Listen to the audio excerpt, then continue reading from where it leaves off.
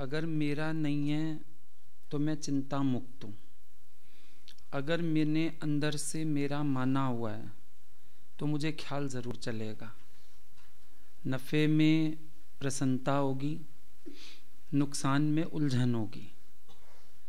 काम होने में बड़ा मन प्रफुल्लित हो जाएगा और अगर नहीं मिला तो फिर थोड़ा सा उदास हो जाएगा। ये फिक्र नहीं होती खाऊंगा कहाँ से, वो तो ईश्वर का दिया बहुत है। लेकिन ये जो 8वीं पीढ़ी वाला हिसाब है ना, ये दिमाग चला देता है। समर्पण की सबसे पहली निशानी है दिमाग खाली रहेगा और प्रसन्नचित्ता बनी रहेगी, हर हालत में खुश प्रसन्न, क्योंकि हम भगवान को समर्पित हैं। और जहाँ अंदर ख्याल आ गया मेरेपन का, चाह के भी आप अपने विचारों को स्टॉप नहीं लगा पाओगे। चाहोगे ना चले ध्यान, अरे इतना तो दिया है भगवान ने, क्यों दिमाग चला रहा है, झटकते रहोगे अपने को, पर छूट नहीं पाओगे, क्योंकि अंदर से मेरा मान लिया। और उस समय भी काम आएगा समर्पण। जैसे सबको शक आता था कि गुरु के अंदर पक्षपात है। राजा जनक आता है, गुरु कथा करनी शुरू करता है। इसका मतलब गुरु को भी लिहाज है राजा का, डर है अंदर कहीं ना कहीं, भाई राजा नाराज ना हो जाए। अब बातें जब संगत में उड़ती हैं तो गुरु के कान तक जरूर पहुंच जाती हैं, कहीं से भी पहुंचे, पहुंचती जरूर हैं। बात पड़ गई गुरु के कान में। उन्होंने भी क्या किया, अगले दिन सत्संग चल रहा था। एक आदमी दौड़ता हुआ आया सत्संग में, जनक तेरी नगरी को आग लग गई, जनक तेरी नगरी को आग लग गई। गुरु सत्संग कर रहे थे, जनक सामने बैठा सुन रहा है, संगत भी बैठी है। अब संत ऋषि मुनि कई लोग बैठे थे, सब उठ उठ के दौड़े। किसी का घर पास था, किसी को झोपड़ी की चिंता, संतों को तो फिर और चिंता, एक ही लंगोटी है, कल क्या पहनूंगा जल गई तो। सारे दौड़ गए। गुरु बैठे रहे, जनक बैठा रहा, सत्संग चलता रहा। थोड़ी देर में सब लौट आए। आग तो लगी नहीं थी, ये तो गुरु ने कौतुक किया था सबक देने के लिए। सब आए, मुंह नीचे करके बैठते गए। गुरु ने सवाल किया, आप सबको अपने प्रश्न का उत्तर मिला? अब सब कहने लगे, हमने तो कोई प्रश्न ही नहीं किया गुरुजी आपसे, उत्तर किस चीज का? बोले, आप सबके मन में शंका होती थी कि राजा जनक आता है, गुरु कथा शुरू करते हैं, इसका मतलब गुरु के अंदर भी राजा का लिहाज है। पर मेरे अंदर लिहाज नहीं है, योग्य जिज्ञासु ही वही है। और जब राजा जनक से पूछा गया, सारे दौड़े, आप क्यों नहीं दौड़े? कहता है, जिस दिन आप मिले मैंने तो नगरी को उस दिन आग लगा दी, अब जिसकी जले वो पछताए। मैंने समर्पण कर दिया, मैंने अपने मेरेपन को आग लगा दी उसी दिन कि मेरी नगरी नहीं,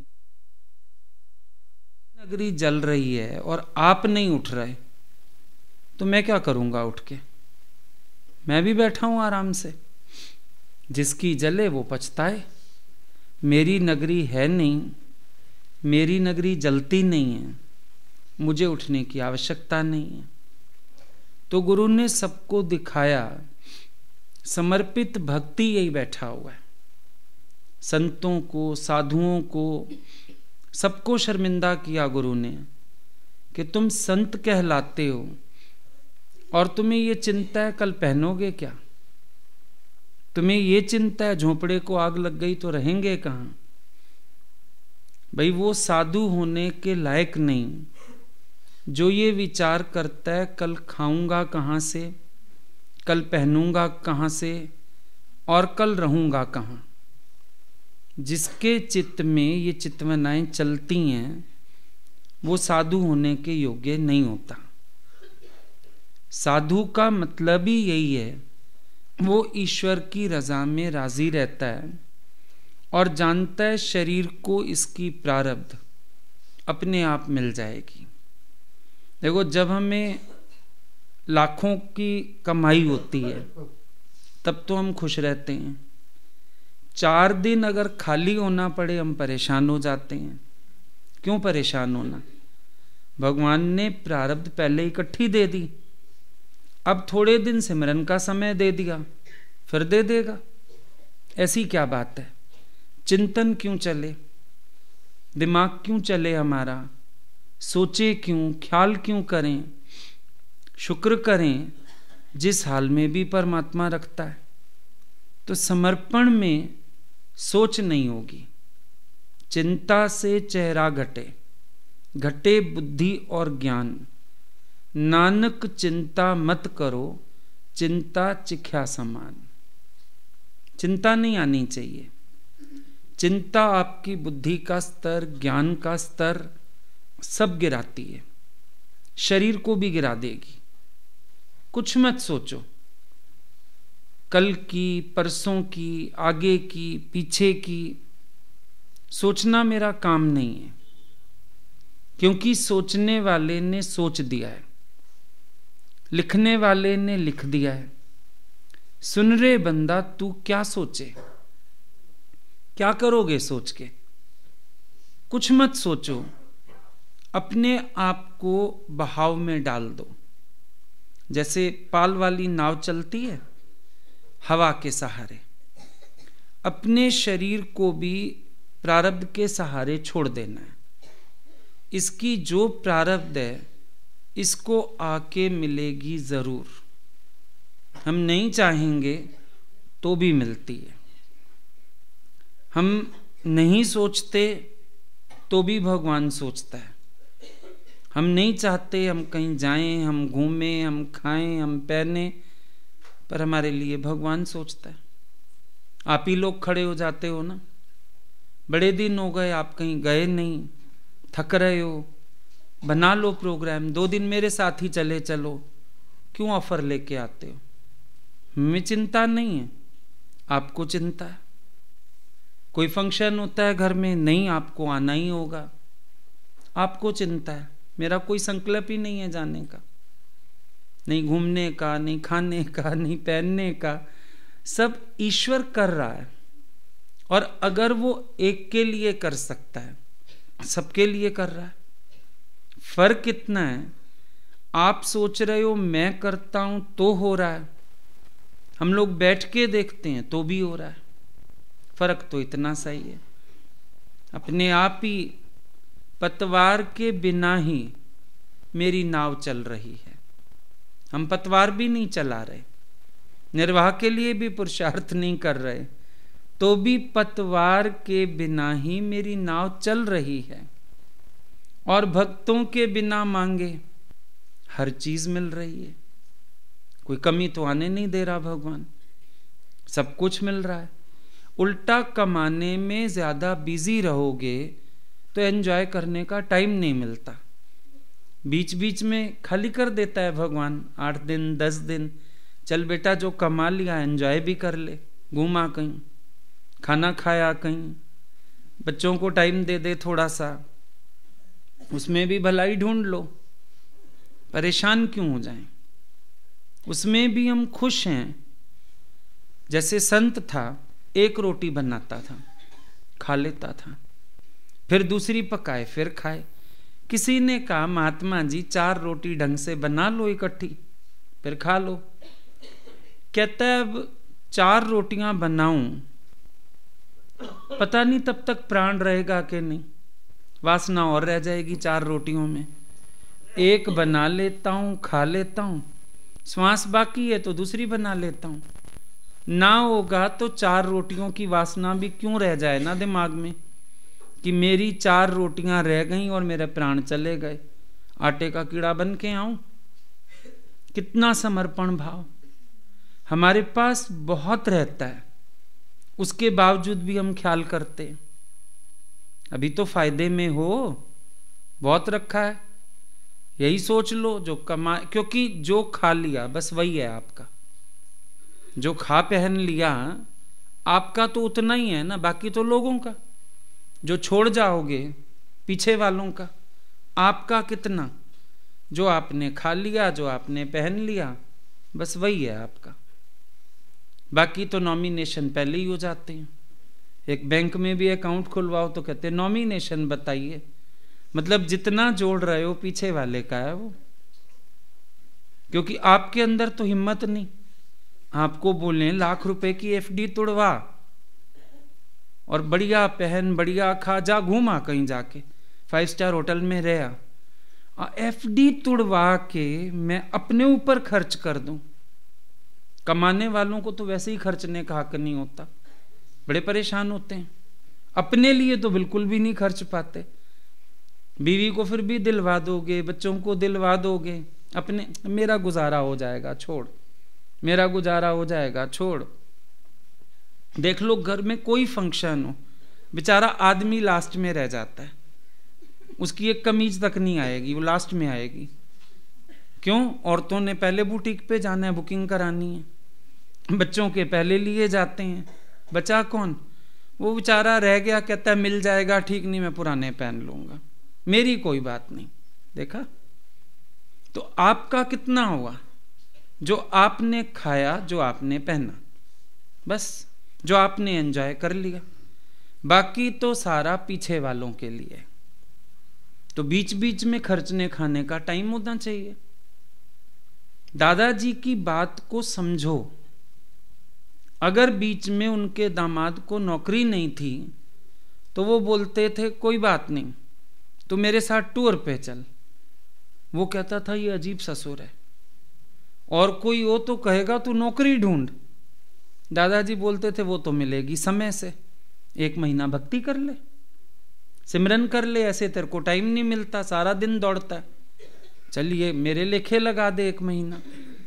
तो ये नजरिए जरूर बना के चलो। हर हाल में एक तो खुश रहो, दूसरा कभी किसी तरफ देखो मत, उसका इतना हो गया, उसका इतना हो गया, होने दो, कोई फर्क नहीं पड़ना। खानी सबने वही 2 रोटी है, पहननी वही 1 पैंट शर्ट है, ज्यादा तो पहन नहीं सकते हो। भले अलमारी भरी होगी, पहनोगे तो एट ए टाइम 1 ड्रेस। शरीर की प्रारब्ध उतनी। ये बेचारा सन्यासी, तो हम हवस में क्यों पड़ें? हम चिंतन क्यों चलाएं? हम सोचें क्यों? विचार करके देखोगे तो पता चलेगा हमारी चेष्टाएं व्यर्थ हैं, हमारी सोच व्यर्थ है। नारद जी मिले थे एक बार बकरार से, एक बकरार माना बकरे पालने वाला, उससे मिले थे। तो वो कहने लगा नारद जी आप तो भगवान के बड़े करीब हो। हाँ भाई हैं, हम जब चाहें मिल लेते हैं, जो बात करना चाहें कर लेते हैं। ऐसे करो नारद जी मेरी भी भगवान से थोड़ी दोस्ती करवा दो। अब इंसान की फितरत बड़ी अजीब है, स्वार्थ बिन दोस्ती भी नहीं करता। आप कभी देखो, स्वार्थ बिना दोस्ती नहीं करेगा। सत्संग में भी हम देखते हैं, कभी कभी कोई आ जाए ना बड़े स्टेटस वाला कोई, तो 1-2 लोग उसके कार्ड वार्ड ले जाते हैं, फिर वो बोलता है मेरे को फोन रोज आते हैं उनके। क्यों? स्वार्थ बिना दोस्ती नहीं है। ये फलानी चीज में लगा हुआ है, ESI में है, फलाने में है, ये काम करा देगा, ये मेरा फलाना काम निकलवा देगा। दोस्ती भी स्वार्थ से। किसी को सत्संग में बढ़ने की प्रेरणा दें, अगले से बात करके उसको सत्संग की रुचि जगाएं, बल्कि जो रुचि अगले की होती है कभी कभी वो भी तोड़ देते, क्योंकि उससे करते हैं माया की बातें। अगला क्या बताता तो है ही ना कि अगले का फोन आता है, रोज आता है, आधा घंटा बात करता है, 15 मिनट बात करता है। क्यों करता है? क्योंकि उसको अपने 10 काम निकलवाने। अब बकरार के मन में यह था भगवान से दोस्ती हो जाएगी, बकरे बकरियां बढ़ जाएंगे, धंधा बढ़ जाएगा। कई लोग सत्संग भी इसलिए आते हैं, चलो भगवान के पास जाएंगे, कोई काम बढ़ जाएगा। अब दोस्ती हो गई, नारद जी ने करा दी, पर एक शर्त भगवान ने क्या भेजी, भाई पहले तो मैं दोस्ती करता नहीं हूं, किसी से नहीं करता मैं, अगर मैं दोस्ती कर लूं तोड़ता नहीं हूं। ये नहीं होगा बीच में कि तू कहे दोस्ती तोड़नी है। बकरार कहने लगा, नारद जी मैं कोई पागल हूं, भगवान से दोस्ती तोड़ना चाहूंगा? बिल्कुल भी नहीं, आप बस करा दो मेरी दोस्ती। हो गई दोस्ती। जिस दिन से दोस्ती हुई रोज एक बकरी मरने लगी। सोचा ये था बढ़ेंगी, और वहां तो बाड़ा खाली होने लगा। रोज उठ के देखे एक बकरी मर गई, रोज देखे एक बकरी मर गई। किसी को जंगली जानवर उठा ले गया, किसी को कोई खा गया, कोई बकरी बीमार हो गई, पर रोज एक बकरी का मौत। अब जब बकरियां रह गई थोड़ी सी, उसको विचार चला, वहम कैसे डालते हैं लोग, या अपने मन में वहम कैसे उठते हैं, लिंक करते हैं ना उन चीजों को। सोचने लगा ये बकरियों की मौत किस दिन से शुरू हुई? जिस दिन से भगवान से दोस्ती हुई है ना, उस दिन से मेरी एक बकरी रोज मर जाती है। ये भगवान से दोस्ती गड़बड़ हो गई, मुझे फलीभूत नहीं हुई, फली नहीं दोस्ती है। नारद जी को पुकारने लगा, नारद जी आ गए, मेरे को भगवान से दोस्ती तोड़ने की है। अरे भैया ये तो पहली शर्त थी, भगवान दोस्ती नहीं तोड़ेंगे। कहता है पर मेरे को दोस्ती तोड़नी है। क्या हो गया है? अरे जिस दिन से भगवान से दोस्ती की है, रोज मेरी एक बकरी मर जाती है, कौन सा है इतना घाटा? इससे तो अच्छा था भगवान से दोस्ती नहीं थी, कम से कम अपना बिजनेस तो स्टेबल था। मैंने सोचा दोस्ती करके बकरियां बढ़ जाएंगी, और ये भगवान ने तो और ही मार डाली मेरी सारी बकरियां। मुझे नहीं चाहिए ये दोस्ती, बिल्कुल नहीं चाहिए। नारद जी बोले अच्छा भगवान से बात करते हैं। वापिस आए, बोला भगवान कह रहे हैं हमारा एक काम कर दो, फिर दोस्ती तोड़ देते हैं। जल्दी बताओ कौन सा काम है? जंगल में एक बुढ़िया रहती है, उसको आटे का बोरा दे के आना है एक। बोला अभी दो बोरा, मैं अभी पीठ पे लाद के जाता हूं, बस उसको दे के आऊं, भगवान से मेरी जान छोड़ाओ, दोस्ती कट करवाओ। वहां पहुंच गया, अंदर गया तो पहले उसकी बेटी निकली, बड़ी देर बाद आई। दरवाजा खोला, कौन है? भाई भगवान ने आपके लिए आटे का बोरा भेजा है। कहती है मां को बुलाती हूं, वेट करो। अंदर गई, मां को बुला के लाई। मां आई बाहर, हां जी भगवान ने आटे का बोरा भेजा है। अंदर आवाज लगाती है अपनी बेटी को, देख आटा कितना है। कहती है मां आज शाम भर का हो जाएगा हमारा आटा। कहती है ये ना बोरी वापस ले जाओ। तू पागल औरत है, बोरी वापस ले जाऊं? जब शाम तक का है, सिर्फ रखो अपना कल से खाना पीना। कहती है नहीं हम ये नहीं ले सकते, अभी है शाम का। कहता है बेटी को बाहर बुला, मैं उसको समझाता हूं, तू शायद बुजुर्ग है समझ नहीं पा रही। बोली बेटी बाहर नहीं आ सकती। क्यों? हमारे पास एक ही जोड़ी कपड़ा है, जो बाहर आता है वही पहन पाता है, हम दोनों एट ए टाइम बाहर नहीं आ पाती। मतलब गरीबी इतनी कि एक जोड़ी कपड़ा है सिर्फ दो लोगों के पास। बोला तो आप लेती क्यों नहीं है फिर आटा? जब आपको इतनी गरीबी है, मतलब ये भी ठिकाना नहीं कल सवेरे कहां से खाओगे। कहती है तू कितना अविश्वासी आदमी है, अभी शाम का पड़ा हुआ है, भगवान बोरा भेज रहा है, तो अगर सुबह नहीं होगा क्या वो मुझे भूल जाएगा? इसीलिए ये बोरा वापस लेके जा। वापिस आया बड़ा शर्मिंदा। नारद जी मिले, हाँ जी दोस्ती तोड़े भगवान से? कहता है नहीं, मुझे अपनी गलती का एहसास हुआ। जिनके पास शाम भर का आटा है वो भी कहते हैं सुबह नहीं होगा तो भगवान खुद देखेगा। मेरे पास तो भी बहुत बकरियां सलामत हैं, थोड़ी सी गई और मैंने चिंतन शुरू कर दिया, मैंने अविश्वास शुरू कर दिया। आप देखो ना, एक तरफ हम भक्त भी कहलाते हैं और दूसरी तरफ हम सोचें भी सोचते हैं। तो ये तो भगवान को गाली देना हो गया। जब हमने कोई चिंता की तो ये जैसे भगवान को गाली देने वाली बात हो गई। कोई चिंता करने की आवश्यकता नहीं है। हमेशा भगवान को बोलो जो तुद भावे साई बलिकार, तेरा भाना मीठा लागे। ये मत कहना कि मैं चाहता हूं ये काम ऐसे होए तो हो जाए, कभी मत बोलो। बोलो अगर मेरे लिए उचित हो तब तो भगवान करना, अगर मेरे लिए उचित ना हो बिल्कुल मत करना। कभी कभी हम प्रेयर्स करते हैं, भगवान ये काम तो दिलवा ही दो, ये टेंडर तो पास करा ही दो।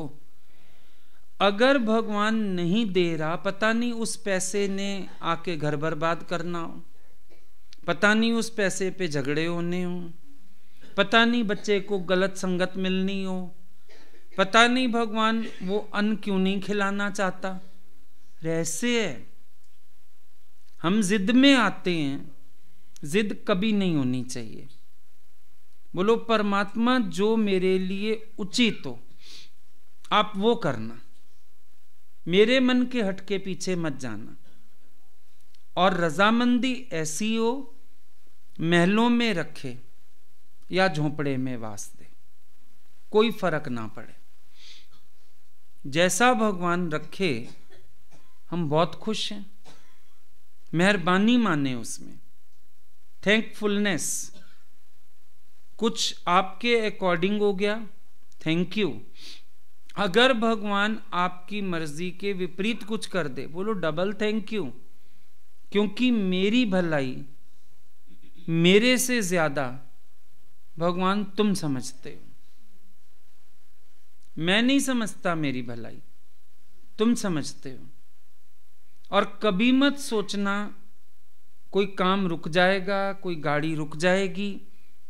इतनी जिंदगी हो गई हम लोगों की, हर कोई आप देखो 40-45 की एज के तो हो, इतनी एज तक कभी कोई काम रुका है? कभी भी नहीं रुका। सब परमात्मा के हुक्म से चलता है। एक बहुत बड़ा डॉक्टर कभी नहीं मानता था भगवान का कोई अस्तित्व भी है। अपनी ऐंठ में रहना, अपने अकड़ में रहना, डिनाय करना उसका स्वभाव था। तार्किक बुद्धि होती है कईयों की, कसूर नहीं, तार्किक बुद्धि होती है। कई लोगों के आगे जब तक कुछ खेल ना हो जाए, थोड़ा विश्वास करना मुश्किल होता है। एक दिन उसको रिवॉर्ड मिलना था, किसी दूसरी जगह जाना था, तो उसने सोचा कि मैं प्लेन से जाऊं। बाई चांस प्लेन कैंसिल हो गया, मौसम खराब था। ट्रेन से गया, ट्रेन लेट चल रही थी। किसी ने सलाह दी आप यहां से उतर के गाड़ी हायर करो, गाड़ी में जाओ। गाड़ी ले ली। आगे इतना मौसम खराब हुआ कि एक गांव के पास कुछ दिख नहीं रहा था, एक घर दिखा टूटा फूटा। मजबूरी आश्रय लेना पड़ा। वहां पहुंचा, बड़ी गरीब औरत, उसका बच्चा बहुत बीमार। ऐसे बातें होने लगी। कहता है आप अपने बच्चे को ले जाओ, इसका तो ट्रीटमेंट पॉसिबल है। और औरत नाम लेने लगी उसी डॉक्टर का। बोली ये वाला डॉक्टर बड़ा मशहूर है फलाने शहर, पर मेरे पास पैसा नहीं, मैं जा नहीं सकती। बोला फिर क्या करोगी? बोला मुझे विश्वास है भगवान कोई साधन करेगा, मैं पहुंचूंगी या डॉक्टर आएगा। बोला आप कैसे कह सकती हैं? बोला मेरे को भगवान में विश्वास है। इतना शर्मिंदा हुआ वो। बोला अच्छा ये सारा खेल आपके भाव से हुआ है, आज मैं मानूंगा भगवान है। और कहते हैं उसने अपना रिवॉर्ड छोड़ा, उसके घर में रहा, उस बच्चे को ट्रीट किया उसने और एकदम सही कर दिया। ये है ईश्वर का खेल, होनी होकर रहे, अनहोनी नहीं होए। ये हमेशा याद रखना। जब समय आता है, हुक्म होता है, तो पता नहीं ईश्वर क्या खेल खेल देता है। ना होने वाले काम होते हैं, और ये एक नहीं, आपकी अपनी जिंदगी का अनेक अनुभव होगा ऐसा। विश्वास नहीं होता जहां, वहां से आपको प्रारब्ध मिलती है। कभी कभी जहां बड़ा विश्वास लेके बैठे होते हो, वहां से खाली हाथ निराश आना पड़ता है। तो इसका मतलब है ईश्वर ने आपके लिए पहले से प्लान किया हुआ है। When God has a plan for you, who can be against you? मन सोचता है ये मेरे अगेंस्ट, वो नहीं। जब भगवान ने प्लान किया हुआ है, आपके अगेंस्ट कोई हो ही नहीं सकता है। बैठ के खेल देखो कि पता नहीं भगवान की मौज क्या है, भगवान को क्या करना है, कैसा करना है। ये सब हुक्म से सृष्टि चल रही है। कभी किसी को ब्लेम भी मत करो, उसके अंदर बैठ के भी भगवान करा रहा है। होगा कोई मेरे कर्म का हिसाब किताब। किसी को दोष मत दो, गलत मत बोलो, ये सब हुक्म से होता है। आज भी किसी ने मेरे को बोला अरे कहाँ मिलती हैं नौकरियां, जान पहचान होवे उनको मिलती है। मुझे हंसी आ रही थी। अप्रोच तो एक ही की चलती है, विश्वास की बात है। विश्वास आप रखो, अप्रोच तो बड़े में बड़ी भगवान की है। कितने एग्जाम्पल हमारे पास हैं जिनकी अप्रोच नहीं थी और वो सेंट्रल गवर्नमेंट की जॉब्स कर रहे हैं। कुछ इंसान की लियाकत भी तो होती है, मेहनत भी तो होती है, ऐसी बात तो नहीं है। कोशिश भी तो करे इंसान। हाँ, आदत ही हमें पड़ गई है कि बस बैठे बैठाए काम हो जाए, सिफारिशें लग जाएं, हमें ना हाथ पैर चलाने पड़े, ना पढ़ाइयाँ करनी पड़े, तो फिर तो मुश्किल है खेल। पर विश्वास रखो, मेहनत करो, सफलता इंसान को कहाँ नहीं मिल सकती।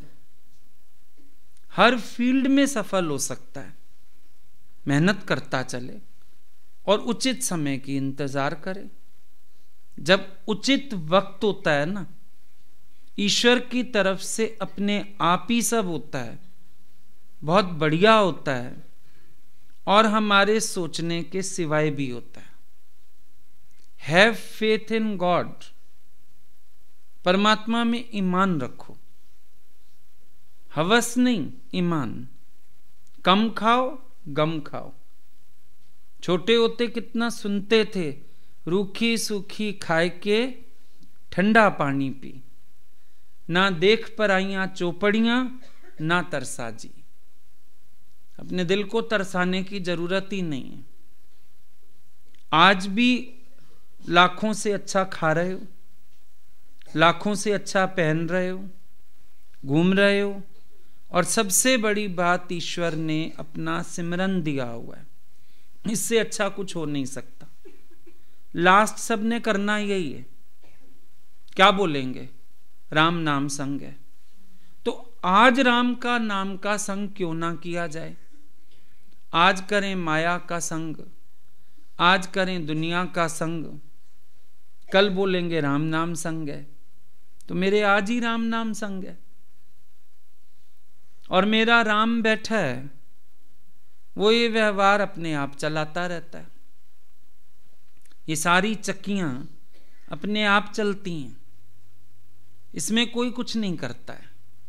इंसान दिखता है, सोचता है मैं कर रहा हूं, मैं ना करूं तो नहीं होगा, मेरे करने से ही तो हो रहा है, भ्रम में। जो उसको कराना है करा देता है, नहीं कराना नहीं कराता। कभी कभी हाथ में आया ऑर्डर भी देखो आप कंप्लीट नहीं कर पाओगे, दूसरे को मिलेगा। कभी दूसरे को मिला हुआ कंप्लीट करने को आपको मिल जाता है। ये प्रारब्ध की आई चलाई नहीं है सारी। जहां आपकी प्रारब्ध में नहीं है, आप कोशिश करके भी टाइम पे कंप्लीशन ही नहीं कर पा रहे हो, सारे एफर्ट्स लगा दिए, लेकिन लास्ट में निराश होना पड़ा, भाई हम नहीं कर पाए। दूसरा सोर्सफुल भी नहीं है पर उसने कर लिए। कभी कभी आपके साथ होता है, कोई समर्थ कॉन्ट्रैक्टर काम नहीं कर पाएगा और आपको पता नहीं कैसे कैसे साधन जुट जाएंगे, आप काम करके चले आते हो। ऐसे ही लगते चलते फिरते मुनाफा नहीं हो जाता। जैसे कभी कभी अनएक्सपेक्टेड सा गिफ्ट मिल जाता है, कोई पकड़ा गया, हाँ इतनी अच्छी गिफ्ट दे गया बर्थडे पे, गोल्ड की इयररिंग्स दे गया, मैंने तो सोची ही नहीं थी, फ्री मिल गई, ये तो मेरे को ऐसे ही मिल गई। कितने खुश हो जाते हो। कभी कभी प्रारब्ध ऐसे नहीं आती चल के, एफर्ट्स भी नहीं लगे, टाइम भी नहीं लगा, साधन भी नहीं ढूंढे, पता नहीं हो गया, बस फोन में ही काम हो गया, क्योंकि आपकी प्रारब्ध थी, मिल गया।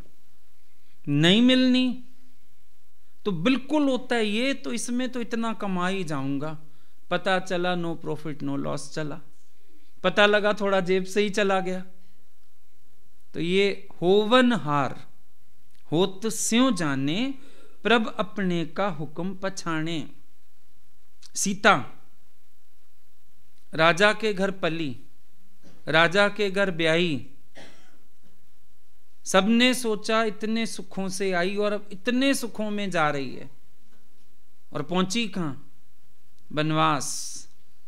वलकल वस्त्र, खाया क्या? कंद मूल फल।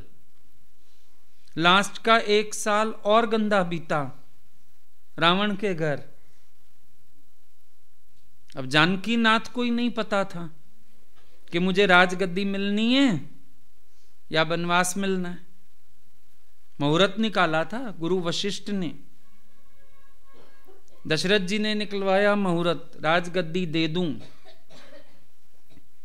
और जो दिन जो टाइम मुहूर्त निकला था राजगद्दी पे बैठने का, उसी दिन उसी समय एग्जैक्ट घर से बाहर निकले 14 साल के लिए। दशरथ जी रोए, वशिष्ठ मुनि को कहते हैं आपने मुहूर्त कैसा निकाला, राज तिलक का या बनवास का? वो कहते हैं ये भावी और प्रारब्ध के खेल हैं। दशरथ जी शोक ना करो, ये भावी अमेट है, भावी अंटल है, भावी कर्म कराती है, भावी चलाती है इंसान को। कभी कभी देखते हो कोई जाता है बाहर तो क्या कहते हो, भाई जगह खींच के ले गई।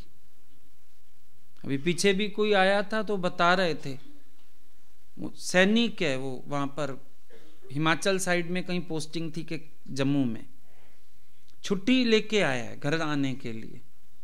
अच्छा भला आ गया, दिल्ली तक भी पहुंच गया, शायद साहिबाबाद तक जाना था, रास्ते में हार्ट फेल हो गया। रात को सोया ट्रेन में, सुबह को ट्रेन पहुंचेगी, उठा ही नहीं सुबह। जगह थोड़ी जाएगी, व्यक्ति चल के आएगा। जहां जो होना है, कहां तो मन में सोचा फैमिली को नहीं मिला हूं साल भर से, बीवी बच्चे बड़े खुश हैं, सुबह वाली ट्रेन पे आ जाएगा, और लेने गए तो लाश उतारनी पड़ी। अब ये सब हुक्म है कि नहीं है? किसी को तो प्राणदान देने हैं, प्रभ भावे, बिन श्वास रख लेता है किसी को, और कोई अच्छा भला ऐसे ही चल देता है, चलता फिरता ही चल देता है। पता चलता है क्या? तो विश्वास बड़ा गहरा होना चाहिए कि जो मेरे लिए उचित है, जो हिसाब किताब बना हुआ है, सो आ रहा है सामने। शोक करने जैसी कोई बात नहीं। कभी अपने मन को शोकाकुल नहीं करना है। हमेशा अशोक होके रहो, आनंद में रहो और अपना एक संतोषी स्वभाव बनाओ। देखो, जितना अधिक लोभ करोगे चीलें नोचने वाली भी आ जाएंगी, ये सच्चाई है। होगा ना अधिक, मेहनत करोगे, कमाओगे, नोचने के लिए दूसरे लोग आ जाएंगे। कम खाओ, गम खाओ, ना किसी की नजर में आओ, ना कर्जों के नीचे आओ, अपनी शांति से जियो। समय तो यही है जीने का, भी बुढ़ापे में क्या जियोगे। लोग कहते हैं एक बार कमा लें, अभी तो नौकरी कर, रिटायर होके जिएंगे। रिटायर होने के बाद कोई जिया जाता है? रिटायर होते तक दांत बाहर हो जाते हैं, अक्सर हो जाते हैं 50-55 साल की उम्र में। ये भी लालच होता है, अभी तो मेडिकल क्लेम मिल जाएगा, चलो निकलवा लो जितने निकलवाने हैं, डेंचर लगवा लो, पैसा नहीं लगेगा। दांत वैसे चले गए। हाजमे की शक्ति कमजोर हो गई, सारा दिन ऑफिस में बैठ बैठ चेयर पे, हाजमे की शक्ति चली गई। शरीर के अनुसार, एज के अनुसार बीमारियां लग गई, बीपी हो गई, शुगर हो गई, खाया खर्चा कहाँ। और उसके बाद अगर आपको कहें चल भाई तेरे 4 नए सूट बनवाए, बूढ़ी घोड़ी लाल लगाम, अब क्या करूंगा पहन के, अब तो गुजारा हो जाएगा मेरा ऐसे ही।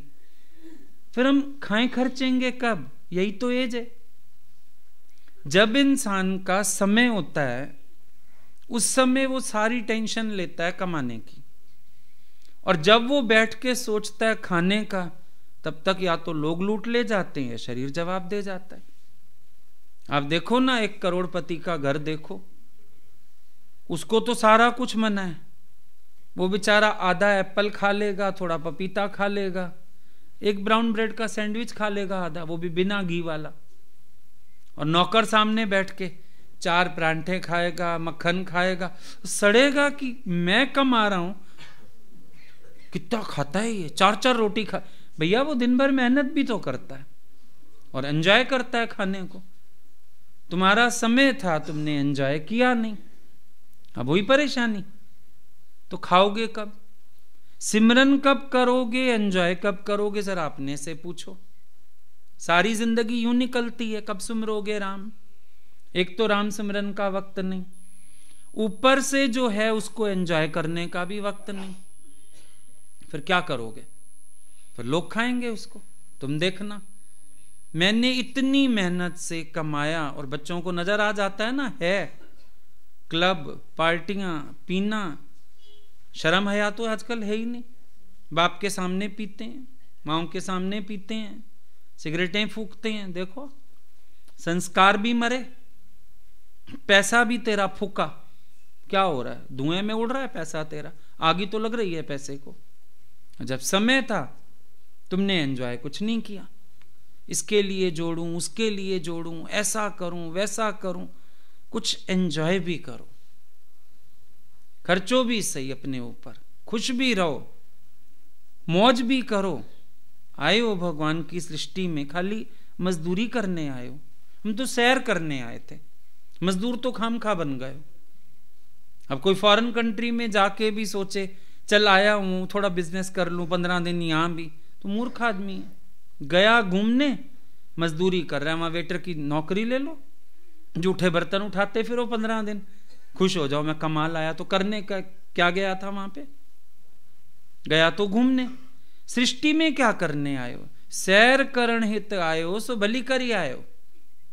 सैर करने आयो, मौज करने आयो, और टाइम वही टाइम नहीं है। संतों का संग करने का टाइम नहीं है। भाग रहे हैं, कहां जा रहे हो? कर रहा हूं इकट्ठा, फिर क्या होगा? होगा क्या? इसको कौन लेगा बाद में? ये सारा तेरे काम तो आएगा नहीं। क्या करोगे? तेरे मरते ही बच्चे जाएंगे, डेथ सर्टिफिकेट लगाएंगे, अकाउंट चेंज, बार फटियां चेंज। अभी तो लिखा हुआ है फलाने साहब का ऑफिस, चौथे वाले दिन ही पट्टी उतार देंगे, अब तो ये लेट हो गए हैं, लेट गए हैं अभी ये, इनकी फट्टी भी लिटा दो। अब हम खड़े हो गए हैं, हमारा नाम होगा। तुमने क्या पाया अभी तक भी अपनी जिंदगी में देखो, एंजॉय कितना कम किया होगा और भार कितने उठाए होंगे, टेंशन्स कितने लिए होंगे, सोचें कितनी सोची होंगी। अकेले में ना अपने से बैठ के बात करो कि तू दुनिया में यही कुछ करने आया है, रोने आया है, भार उठाने आया है, चिंताएं करने आया है, लोगों के लिए मजदूरी कर करके लोगों के लिए इकट्ठा करने आया है। भाई तू दुनिया में क्या करने आया? एक दिन अपने से बात तो करो कि तू क्या करने आया। दादाजी बोलते थे रिच डाई रिच, जो कंजूस आदमी है अमीर होके मरते हैं, वो ज्ञानी तो खा खर्च के खत्म कर जाता है। खाओ, खर्चो, मौज करो। भगवान हम लोगों को बोलते थे एक कोई चीज लेते हो ना पसंद से, उसको इतना यूज कर लो तुम्हें ये ना रहे कि मैंने ये यूज नहीं की। और अक्सर लोगों की मेंटेलिटी क्या होती है, ली है, शौक से ली है, सॉलिटेयर रिंग वो आपके पास, पहनोगे, कभी कभी शादी में पहनूंगा, क्यों? गिर गई तो गिर गया तो गिर गया, शौक तो पूरा हो जाएगा।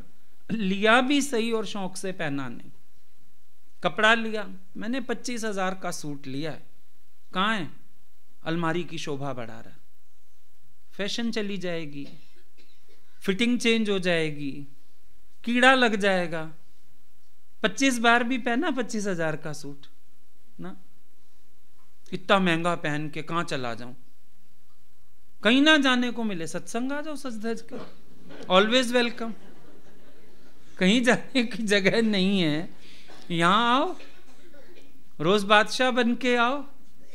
कल किसी ने एड्रेस लिया हमसे इसका नेट का, जो सत्संग आता है, ऐसे ही जान पहचान है थोड़ी सी, आए किसी काम से तो बोले देना, लिया उन्होंने, जाके देखा होगा।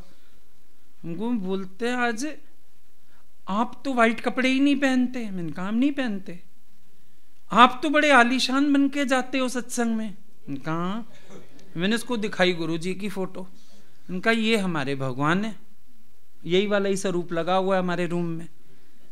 मैंने कहा तू देख ले हम किसके बच्चे हैं। जब हमारी माँ इतनी शहंशाह, मैंने कहा वो मारते थे हमें कि तुम्हें फकीर बन के नहीं चलना है, बादशाह बन के चलना है। वो हैरान, बोले मैंने कोई संत ऐसे देखे ही नहीं। मैंने कहा अब संत छोड़ियो, वाणी सुनियो जाके जरा, शक्ल छोड़ दे। बोले मैंने सारी बैक कर करके आपकी सारी फोटो देखी, आपने तो बड़े आलीशान कपड़े पहने हर उसमें। उनका वाणी सुनियो जरा, मेन तो वो काम करेगी, बाहर के कपड़ों को और इसको क्या करोगे? क्यों? लोगों की इमेज है ना। बोला संत तो सफेद कपड़ा पहनते हैं, कॉटन पहनते हैं। उनका हम कॉटन के नजदीक से भी नहीं गुजरते हैं, भगवान ने शुरू से बनाया ही ऐसा, हम क्या करें? तो खाओ, खर्चो, एंजॉय करो, हमेशा बोलते ही यही थे, खुद भी नहीं रखते थे। हम एक बार वहां थे, शॉल वाला आ गया एक, ऐसे ही उसको अंदर बुला लिया, तू ये ले ले, तू हमको भी बोले तू ये ले ले। हमने कहा छोटी रहेंगी हमें, खुद को पसंद आ गई, पता नहीं 4 के 6 शॉलें ले ली। सवेरे शाम अपना उनको पहन पहन के आ जाते थे सत्संग में, दिन में भी बैठे पहन लें। फिर रोज बताते थे हम लोगों को, मैं कोई चीज रखती नहीं, हम पहन के खत्म कर देते हैं, ये ना रहे कि ये चीज पड़ी है मैंने पहनी नहीं। तो थोड़ा सा एटीट्यूड्स चेंज करो। ये ना हमारे दिमाग में संस्कार हैं ये वाले, तब होता ही नहीं था। तो चलो बोलते थे कपड़ा शादी में पहनना, ये जूता वहां पहनना, फलानी चीज ऐसे करना। अब तो भगवान की कृपा से बहुत है, वैरायटी है आपके पास, एंजॉय करो। हमेशा अपने लिए खर्चने में दिल ऐसे ऐसे होती है, देखा है? एक स्वेटर भी पसंद आ जाए ना, बच्चे भी दिखा दें, ये ले ली, पहले टैग दिखा, पागल, मैं 4,000 का स्वेटर ले लूं, क्यों ना ले भाई? तूने 4 करोड़ कमाया है, क्या तू 4000 की स्वेटर नहीं पहन सकता?